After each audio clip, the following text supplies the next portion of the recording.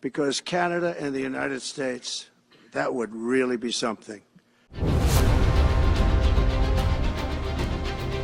From an annexation threat, I might go up with that tariff in the not-too-distant future, to punishing tariffs that threaten to cripple the Canadian economy. US President Donald Trump has deployed an economic shock and awe strategy against America's former beloved neighbor. But under a new Prime Minister, Mark Carney, and on their soil, Canada would like to respond at the G7 summit. We're focused on the issues. We're still facing and intensifying unjustified tariffs from our largest trading partner. And the best way to respond to that is to respond at home, to build strength at home. While the G7 summit in Kananaskis is drawing immense attention to see how President Trump tees off on a land that many believe he's coveting for its resources. However, there's another bilateral equation that is being watched with equal, if not more interest. Who's ready to stand up for Canada with me? These two men will meet during the G7 summit after 2 years of frosty ties between New Delhi and Ottawa. Ready to build Canada strong.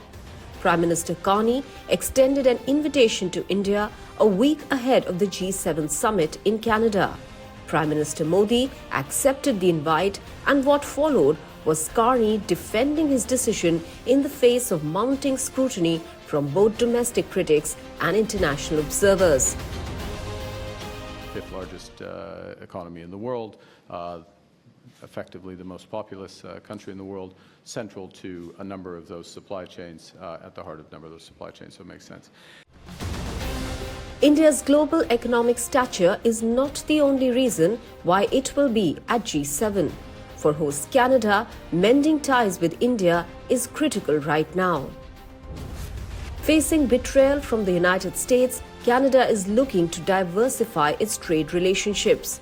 India is one of the 3 big economies of the region, apart from China and Japan. Canada's Indo-Pacific strategy of 2022 highlighted the significance of India in the world's fastest-growing region.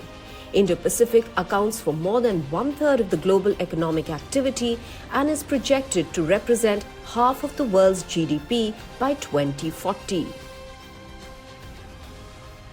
Bilateral equations apart, for Prime Minister Mark Carney successfully securing a G7 statement in the face of an unpredictable President Trump, diverging priorities of the G7 members because of the trade upheaval caused by the United States and the geopolitical tensions will remain a challenge. In Canada, this is Maha Siddiqui for NDTV.